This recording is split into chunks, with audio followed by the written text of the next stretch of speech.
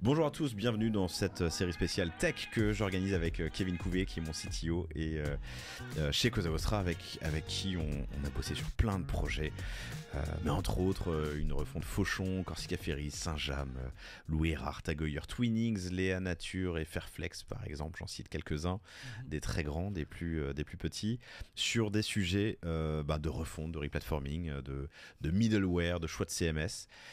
Et l'objectif de cette série spéciale tech et dev, c'est un peu d'aborder tous ces sujets qu'on n'aborde pas forcément dans les autres épisodes du panier. Là, je veux parler de middleware. C'est quoi un middleware ? Alors déjà, un middleware, c'est une application qui va venir se mettre entre deux applications. C'est pas par envie qu'on fait ça. On peut se dire, voilà, c'est l'équipe tech, ils ont envie de faire des trucs compliqués. Une bonne équipe tech, c'est quelque chose, c'est une équipe qui rend les choses compliquées plus simples, pas l'inverse. Donc il faut vraiment faire attention à ça. Un middleware, ça va venir combler souvent un manque d'interfaçage API, donc d'interfaçage entre deux applications. On va mettre une application tierce qui va traduire, qui va rajouter quelque chose à la donnée. On a fait le cas par exemple pour générer automatiquement des images. Donc on peut avoir pour le petit mot, pour un cadeau de fin d'année, on n'a pas la possibilité, par exemple, dans un outil SaaS, de générer des images. On va mettre un middleware, il va recevoir la commande, il va générer l'image, il va l'envoyer par email. C'est un exemple concret. Qui a besoin d'un middleware ? On peut à quel moment, tu vois on peut s'imaginer que c'est réservé à des très gros projets avec des gros interfaçages, mais on a eu le cas récemment sur un projet plus modeste, en tout cas en termes de volume d'outils et d'interfaçage. On avait un site Shopify et un ERP métier du coup pour gérer la prod. Métier, ça veut dire sur mesure ? Non, pas sur mesure, c'était niche. Il était niche en fait. Okay. C'était vraiment lié au métier de l'horlogerie. Donc, d'accord, mais c'était un ERP développé sur mesure ou sur étagère ? Non, c'était sur étagère. C'est un ERP, mais les deux ne communiquaient pas ? Les deux ne communiquaient pas parce qu'en fait, les deux pouvaient communiquer, mais l'ERP pour recevoir des commandes en webhook, donc si on pousse une commande à partir du site, avait besoin d'une authentification de type OAuth qui n'est pas géré dans les webhooks Shopify, qui pousse ces données et qui laisse l'ERP vérifier que c'est bien Shopify qui appelle, au lieu que ce soit Shopify qui se logue dans l'ERP. Donc c'est vraiment une inversion de la charge de la sécurité. Et là, typiquement, tu vas pas dire à ton ERP changer l'authentification, tu vas pas dire à Shopify changer l'authentification parce que le temps que tu aies une réponse... Non, là, voilà. Du coup, c'était pas gérable. Et on a, du coup, en quelques heures, peut-être une journée de développement, vraiment développé un petit outil entre les deux, juste pour traduire en fait.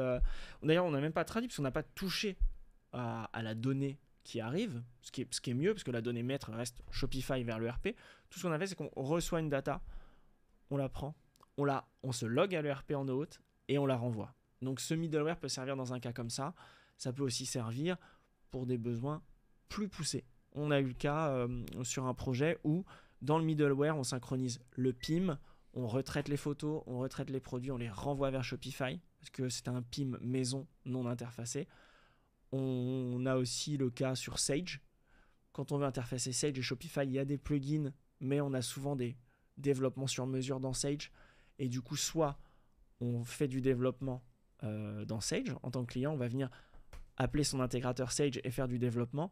En termes de TJM, ça peut être plus cher que de faire le développement côté web et d'intégrer ça dans un middleware commun. C'est une garde-tri ? C'est un peu une garde-tri. De tri plus retraitement.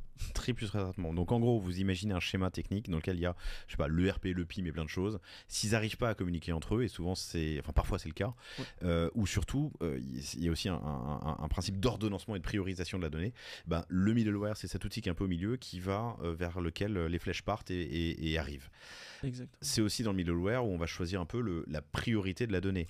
Est-ce que elle vient de l'ERP et elle est poussée vers Shopify, ou votre CMS e-commerce, ou est-ce que c'est WooCommerce qui est maître de la donnée et qui et c'est descendant dans les autres outils ? En termes de gestion de données, on peut avoir des systèmes où on est maître et on gère la synchronisation dans les deux sens. C'est plus lourd, ça veut dire donc la synchronisation dans les deux sens, ça veut dire que ça veut dire que quand tu modifies dans Shopify, ça va modifier de l'autre côté. Le cas le plus simple, c'est quand même de se dire toutes les infos produits viennent du PIM, ce qui est un peu naturel. On envoie dans Shopify dans un sens et ça vient écraser si tu as modifié quelque chose dans Shopify. T'as vu ces lapsus, enfin ces abus, pardon, ou n'importe quel autre CMS e-commerce.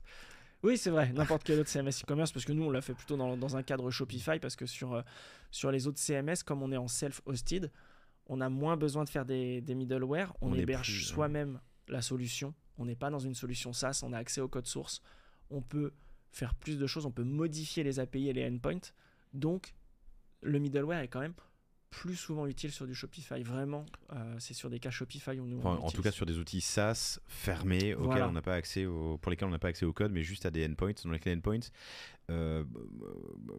pour Monsieur Tout le Monde, c'est quoi?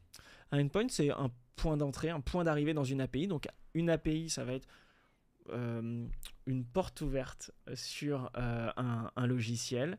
On va pouvoir envoyer des clients, on va pouvoir envoyer des commandes, on va pouvoir recevoir des mises à jour de commandes, des mises à jour de liens de tracking. Et donc chaque endpoint correspond à une action. On va créer un client, on va lire la donnée d'un client, on va mettre à jour la donnée d'un client, on va supprimer un client. Faut éviter. Mais voilà, chaque endpoint correspond à une action. Le middleware, c'est aussi une manière simple pour les gens qui sont un peu frileux de lâcher la donnée dans un outil qu'on ne maîtrise pas, d'avoir un endroit où on centralise toute cette donnée et dont on est maître. C'est ça, c'est aussi, ça peut aussi être une bonne solution pour avoir un outil un peu qui va venir centraliser tous ces enjeux de data, de mise à jour, de flux, de gestion des flux. Et ça peut aussi simplifier quelque part la gestion d'interfaçage où on peut avoir un interlocuteur, celui qui gère le middleware, donc l'agence qui va gérer le middleware, qui elle va être à charge de s'interfacer avec tous les sujets. Ça peut aussi simplifier un projet de refonte. Puisqu'au final la donnée est déjà c'est une sorte de cleaning de la donnée aussi, on a standardisé la donnée à un endroit, ce middleware, et qu'elle envoie vers un WooCommerce, un Shopify, un Presta, un Salesforce Commerce Cloud, ça change au final pas grand chose, il faut juste changer justement l'API, le endpoint. Il faut réécrire le endpoint, la donnée reste dans le middleware si on la stocke, ou alors le traitement de la donnée reste dans le middleware, et ça peut être aussi intéressant effectivement si on veut se projeter, se dire voilà, si demain je veux faire un autre replatforming, il y aura peut-être moins de travail dans les interfaçages parce que j'ai un peu déporté le sujet sur ce middleware. Ça peut aussi être un angle. Combien ça coûte ? Ça dépend du nombre de endpoints. On a parlé tout à l'heure du sujet de login où là juste on faisait une transition, une bascule de données. Donc là c'était un impact de quelques centaines d'euros. C'était vraiment très très très accessible. Et il y a des vrais gros sujets où on vient s'interfacer avec du PIM, avec du Sage. On vient envoyer la commande au WMS s'il n'est pas interfacé. Il y a de l'international, il y a plein de choses à gérer. Il y a de l'international, on peut s'interfacer avec du Globally, on peut s'interfacer avec beaucoup de choses. Et là, il n'y a pas de limite. On a fait un énorme appel d'offres avec lequel on a bossé avec Kevin comme des chiens, et toute l'équipe d'ailleurs, pour un grand de la vente événementielle qu'on n'a malheureusement pas gagné, mais on était en finale. On était en finale. Le middleware était presque la partie la plus importante du sujet, quoi. C'est vrai.